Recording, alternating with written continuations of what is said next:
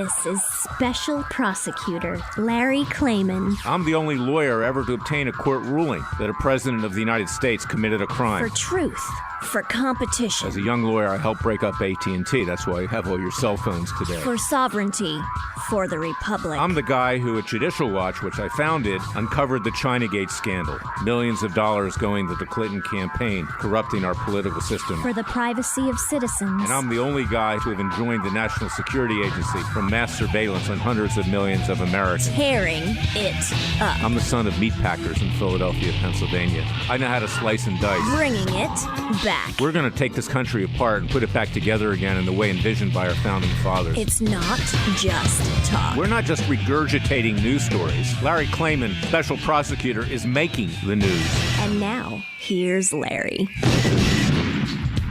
Welcome to this week's edition of Special Prosecutor with Larry Klayman. We have a very special show. I have our guest and friend, Steven Greer. He's the world's most foremost expert, for lack of a better way of describing him, on unidentified flying saucers and related issues. I'm choking up because this is a very crucial issue right now with regard to this country, with the world, and the universe. It's coming out more and more. And now is the time for Steven to tell the story, and he's the one who knows it the best. But before I do that, I just wanted to announce that early next week, on Tuesday of the following week, we're going to be releasing our Citizens Grand Jury, where we indicted Robert Mueller. We talked about that in last week's show. We've had a tremendous response in terms of who listened to that show. But I want you to be able to watch how we did that, how the people have the power to bring about justice in their own hands, how we're doing it peacefully and legally, and how we cannot rely on our government to do it. And that's, of course, one of the stories that Steven Greer is going to be telling today, how the government has not told us the truth about unidentified flying objects and such related issues and that matter. But before we do that, Steven, I want you to get into your background so people understand who you are. You have such a distinguished and learned background. I met you several months ago at the debut of your film, Unacknowledged, which is also a book. It's a great book and film, but it's about time that our audience gets to know what you do, because it's such an important subject for today's world. Well, thank you. I'm really honored to be on the show with you. I'm actually an emergency doctor. I'm an ER doc and trauma guy who is connected to the aerospace industry. My mother's brother, my uncle, helped design the lunar module, which is a funny-looking thing. It looks like a spider. It landed on the moon with Neil Armstrong in 1969. And when I was a very young guy, I learned about this issue and then actually had a sighting of similar to what you're seeing on Fox News and other news outlets this week. That's a metallic disc-shaped object with no seams, windows, etc. It hovered and then vanished at an enormous rate of speed. And so I took a great interest in this, but my background is science, medicine, and physics. And I started in 2000, a little before the year 2000, a project called the Disclosure Project, which between 1990 and 2000, I had identified about 110 military and corporate whistleblowers who knew about unconstitutional and illegal operations in the U.S. government dealing with this subject. Initially, to be honest, I didn't understand what the big deal was because, I thought, well, a lot of people have seen these objects, so what? And it turned out that there was I think the common parlance today would be deep state, but the proper term, just so your audience gets educated on this, is an unacknowledged special access project. So what does that mean? A special access project is one that's highly compartmented intelligence, usually top secret, SCI, special compartmented information. But an unacknowledged SAP, a USAP, those are the ones that are off the books, being run illegally. And when I first learned of this, it was actually back, ironically, you mentioned the Clinton administration. I was asked to do a briefing for the first CIA director for Bill Clinton in 1993, which is the year he was inaugurated, of course, because he and the president had made inquiries into this subject and had been denied access. So when I first did not believe that was true, I thought, well, the spy master is asking me to come up to D.C. And I left my emergency department post, and I collected all this evidence and files and documents and stuff. And it turned out, in fact, he had been denied access. And then, a couple years later, I'm briefing the head of intelligence for the Joint Chiefs of Staff, Admiral Tom Wilson. Now, there was just a big leak in the past 2 weeks of the notes that he had given and made with a aerospace researcher who worked for Bigelow Aerospace. At the time, it was Bigelow's other company, who was out in Las Vegas. And Admiral Wilson asked me to come do a stand-up briefing. And I brought astronaut Edgar Mitchell, who was the sixth man to walk on the moon, and then my military advisor and one of Eisenhower's young guys who worked with him who knew about this subject in the 50s and so on.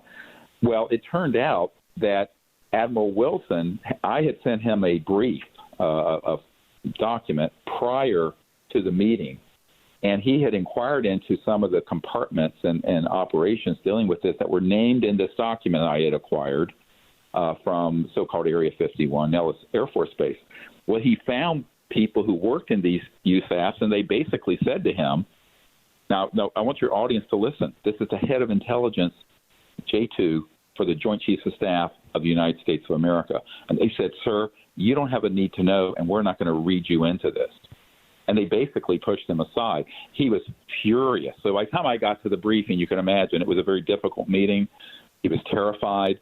He realized there was an illegal, unconstitutional, corrupt enterprise deeply embedded in the U.S. government, corporate, military, and intelligence. And most of our great military and intelligence officers are actually victims of this group. So it's a complex story. I know we don't have a lot of time, but that's sort of how I got to be where I am now. I left my medical career because I realized, my mother's family, we were the first, some say losers, who got captured by the British in the American Revolution, were thrown in prison right away in Pennsylvania, the Pennsylvania Dutch. And I go, you know what? This country is in greater peril than people realize. And I'm an emergency doctor. I tell people I know an emergency when I see one. We are in a really deep hole in terms of the rule of law and the overreaching of the national security state, not legitimate security. I'm not talking about that. I'm talking about things that are outrageous. And people say, why would all that happen? I said, back in the 50s, they figured out how these things operate. And they realized we wouldn't need oil or gas or coal. The bottom line is that the gangbangsters and the big transnational corporations working with classified projects have kept this secret because the ultimate libertarian freedom act would be that everyone in the world would not have to be dependent on oil coming out of the Middle East or what have you. And there would be energy independence, not just from what we're doing in America from fossil fuels, but that everyone would have let's call it a electronic device that would pull energy out of what's called the 0-point energy field. Now, I know this isn't a physics group on your show, so I'm not going to get into the arcana of that, except to explain that if you took the volume of space in your coffee cup, there is enough potential power in that much space-time that's in this 0-point energy field to boil off all the oceans of the world. That's Stephen, how did we learn about this? What was the point that these secret projects got underway? Where did we learn about these secret energy sources?